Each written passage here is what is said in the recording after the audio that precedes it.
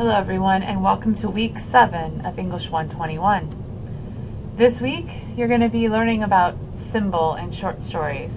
You're going to read selections from chapter 7 on symbol. That's 239 through 241, 271 to 272. I'd like you to read The Chrysanthemums by John Steinbeck. That's found on pages 242 to 249. And The Ones Who Walk Away from Amelia's, found on pages 257 to 262.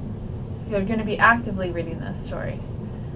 Please participate in this week's conversation where we're going to be mining for symbols in The Chrysanthemums by John Steinbeck, and you're going to write your reflection journal on The Ones Who Walk Away from Amelia's. Your fiction paper is due October 6th, so hopefully you've been working on it. Please stop by my office hours if you have any questions. They're Monday and Wednesday from 12:30 till 3 o'clock. And if those times don't work for you, just email me or call me to set up an alternative time. So this week, watch Dana Joya's video on symbol. It's found on the eText, which is now working, and read pages 239 to 241, 271 to 272. So to begin thinking about it, I'd like you to ask yourself, what is a symbol? A symbol can be a person, place, or thing in a story that suggests more than its literal meaning. They have multiple meanings, and understanding their symbolic meaning really enhances your understanding of the entire story.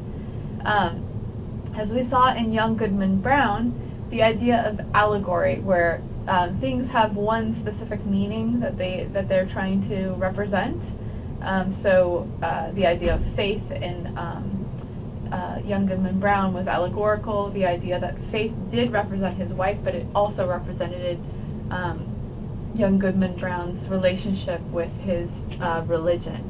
A symbol has many meanings, meaning you could argue for a different meaning using textual evidence. The picture you see here is the picture of the billboard made famous in Fitzgerald's novel, The Great Gatsby. Many people read that in high school, and this billboard is set up in looking over this valley of this desolate valley between New York City and the Hamptons, where all the rich people live. And these eyes are looking at one of the main characters when he makes a very fatal mistake. So they can be, many people have written about this billboard and the eyes staring from it because they suggest all kinds of different meanings about the characters, about the setting, about the theme of the story. They end up being very important to the entire text. So you may be asking how you go about identifying a symbol. One way to do so is to think about how often it appears in a story. Is it named in the title? Does it open or end the story? Does it lead to the author's, does it lead to the story's theme, right? One thing I'd like you to think about when you're reading The Chrysanthemums, which is named The Chrysanthemums, think about that as a very clear way to think that chrysanthemums do play a role, a symbolic role in the story. You should always think, okay, consider a symbolic object's relevance to the plot. So in Steinbeck's short story, how does that object of the chrysanthemums, how does that affect the main character, the protagonist, and the plot as it occurs, as the events happen to that character? How does the chrysanthemum represent different aspects of that plot? What does the symbol mean to the protagonist of the story? This is very important when you're thinking about the chrysanthemums in John Steinbeck's short story. And when you're looking at The Ones Who Walk Away from Amelia, you really want to think about there's a symbol in the middle of that story that I'm not going to tell you because I don't want to ruin it for you, but it doesn't occur a number of times, but it is very, very important. and it becomes related to the actual title of the story. So look for that symbol when you're reading it. And remember that in literature, really few symbols are hidden. They're not that hard to find, and you want to make sure that you're looking for things that are there. Remember that aspects of setting can also be symbolic. When you begin reading The Chrysanthemums by John Steinbeck, really pay attention to that first paragraph and the way that the fog in the valley is described, and how isolated the characters are from the rest of the town and from civilization.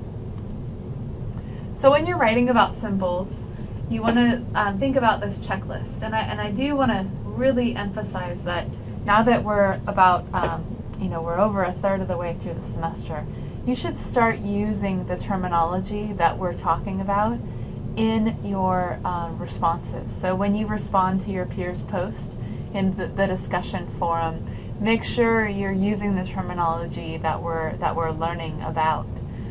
Which objects, actions, or places seem unusually significant? When you're looking at a story, you want to ask that question first. List the specific objects, people, and ideas with which a particular symbol is associated. Locate the exact place in the story where the symbol links itself to the other thing. Ask whether each symbol comes with ready-made cultural associations. And remember, you want to think about if a story is set in a particular time period, what were those cultural associations during that time period? That's really important. Avoid far-fetched interpretations. Focus first on the literal things, places, and actions in the story. Don't make a symbol mean too much or too little, and don't limit it to one narrow association or claim it summons up many different things.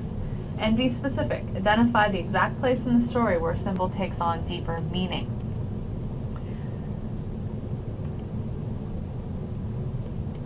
Sorry. So for today's conversation, for this week's conversation, you don't have to do it today, you have to do it by Friday. I'd like you to mine for symbols in Steinbeck's Chrysanthemums. When we first meet Eliza Allen in her garden, with what details does Steinbeck delineate her character for us? And remember, when you're answering these questions, I expect you to use textual evidence. Use quotations from the text, including page numbers or paragraph numbers, to tell us where those are, and also use terminology that we're talking about. So talk about symbols, use the term protagonist, setting, all of the things we've been talking about. Eliza works inside a wire fence that protected her flower garden from cattle and dogs and chickens. Paragraph 9. What does this wire fence suggest? And what does her garden symbolize in this story? How does she act differently when she's in her garden? How would you describe Henry and Eliza's marriage? Cite details from the story. With what motive does the traveling salesman take an interest in Eliza's chrysanthemums? What immediate effect does his interest have on Eliza? For what possible purpose does Steinbeck give us such a detailed account of Eliza's preparations for her evening out? Notice her tearing off her soiled clothes and her scrubbing her body with pumice. See paragraphs 93 through 94. Of what significance to Eliza is the sight of the contents of the flower pot discarded in the road? Notice that, as her husband's car overtakes the covered wagon, Eliza averts her eyes, and then Steinbeck adds, in a moment it was over. The thing was done. She did not look back. Paragraph 111. Explain this passage. How do you interpret Eliza's asking for wine with dessert? How do you account for her new interest in prize fights? Why are Eliza Allen's chrysanthemums so important to this story? Sum up what you understand them to symbolically mean. All right. For this week's reflection journal, I'd like you to think about symbol in The Ones Who Walk Away from Amelia's. Does the narrator live in Amelia's? What do we know about the narrator's society? Now remember, when you're reading this, make sure you read the bio about Ursula Le Guin, and make sure you realize that you're reading science fiction, okay? So things might not be the ordinary. What is the narrator's opinion of Emilius? Does the author seem to share that opinion? What is the narrator's attitude toward the ones who walk away from Emilius? Would the narrator have been one of those who walked away? How do you account for the narrator's willingness to let readers add anything they like to the story? If an orgy would help, don't hesitate. Paragraph 3.